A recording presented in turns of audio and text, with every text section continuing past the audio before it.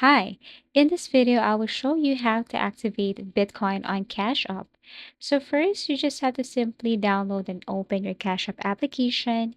Ensure you have the latest version of the Cash App on your smartphone. Now on the home screen, tap the Banking tab, a bank icon at the bottom, scroll down and select Bitcoin or BTC. Now, to enable Bitcoin, if you tap buy or receive or deposit, you cannot proceed in this transaction without verifying your account or enabling Bitcoin. So you can click buy, receive, deposit, something like that.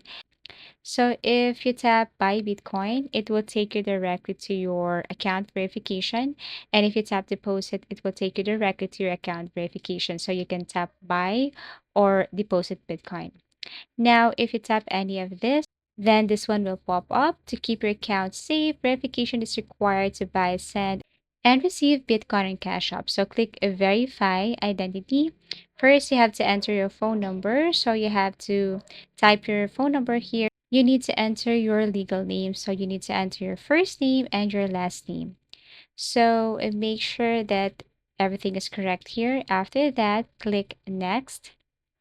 And then here you have to enter your date of birth, so date, month, and year.